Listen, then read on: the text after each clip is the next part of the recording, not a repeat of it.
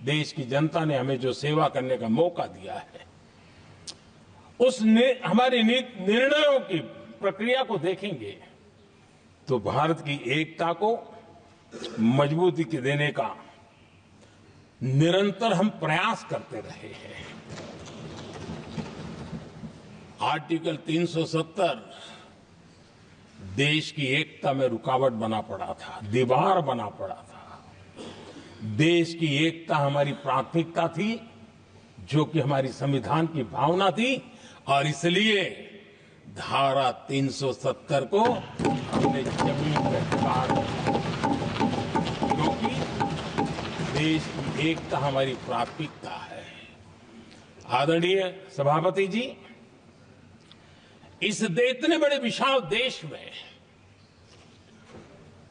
अगर आर्थिक रूप से हमें आगे बढ़ना है, हमारी व्यवस्थाओं को और विश्व को भी निवेश के लिए आना है, तो भारत में अनुकूल व्यवस्थाएं चाहिए। और उसी में से हमारे देश में एक लंबे अरसे तक जीएसटी को लेकर के चर्चा चलती रही। मैं समझता हूं इकोनॉमिक यूनिटी के लिए जीएसटी ने बहुत बड़ी भूमिका अदा की है। उस समय पहले की सरकार का भी कुछ योगदान है। वर्तमान समय में हमको इसको आगे बढ़ाने का अवसर मिला और हमने इसको किया, और वो भी वन नेशन वन टैक्स उस भूमिका को आगे बढ़ा रहा है। आदरणीय सभापति जी, हमारे देश में राशन कार्ड गरीब के लिए बहुत बड़ी मूल्यवान दस्तावेज रहा है, लेकिन गरीब अगर एक राज्य से दूसरे राज्य जाता था तो गरीब कुछ भी उसके प्राप्त करने का हकदार नहीं बनता था।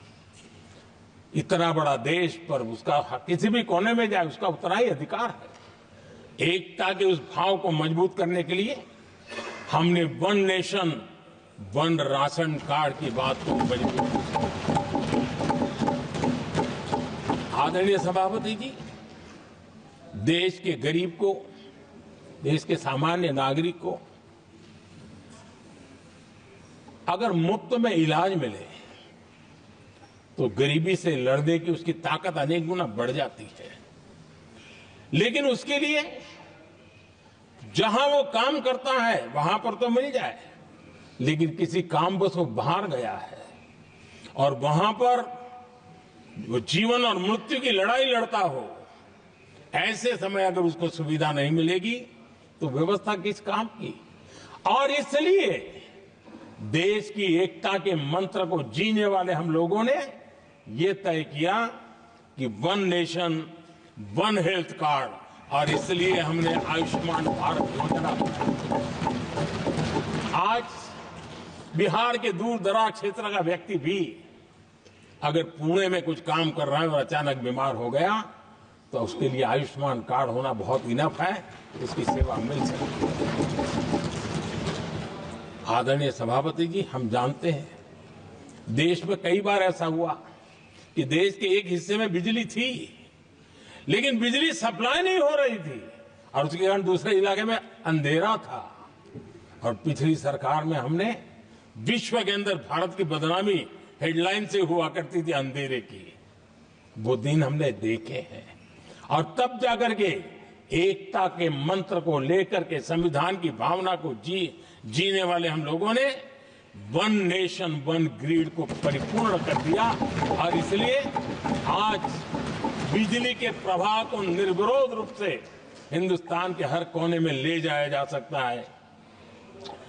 आदरणीय सभापति जी, हमारे देश में इंफ्रास्ट्रक्चर में भी भेदभाव की बू आती रही है। हमने उसे मिटा करके देश की एकता को ध्यान में रखते हुए, एक संतुलित विकास को ध्यान में रखते हुए हमने उस भेदभाव, उस भावना को खत्म करके एकता को मजबूत किया।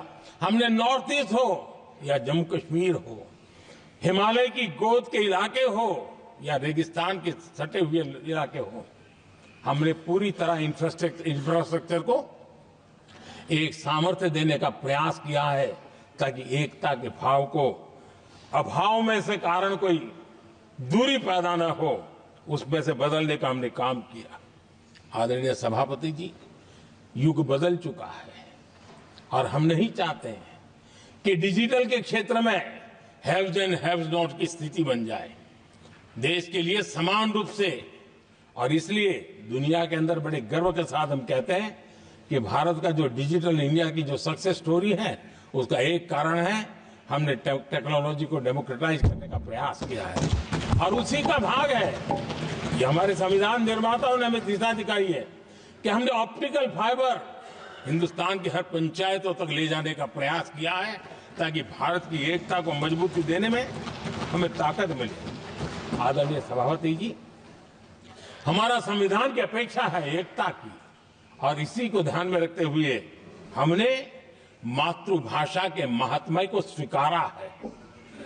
मातृभाषा को दबा करके हम देश के जनमानस को संस्कारित नहीं कर सकते, और इसलिए हमने न्यू एजुकेशन पॉलिसी में भी मातृभाषा को बहुत बल दिया है। और अब मेरे देश का गरीब का बच्चा भी मातृभाषा में डॉक्टर, इंजीनियर बन सकता है, क्योंकि हमारा संविधान सबसे पीछे है, उनकी सबसे दरकार करने का हमें आदेश देता है।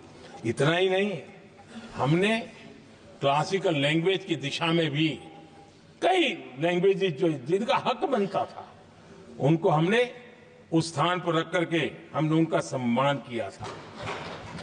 देश भर में एक भारत श्रेष्ठ भारत का अभियान देश के एकता को मजबूत और नई पीढ़ी को वो संस्कारित करने का काम हमारी तरफ से चल रहा है। आदरणीय सभापति जी, काशी तमिल संगमम और तेलुगु काशी संगमम ये आज एक बहुत बड़ा इंस्टीट्यूशनलाइज हुआ है और समाज के निकटता को मजबूती देने का एक सांस्कृतिक प्रयास भी हमारा चलता रहा है, क्योंकि उसका कारण यही है कि संविधान की मूल धारा में भारत की एकता का महात्म्य स्वीकार किया गया है और उसको हमें बल देना चाहिए।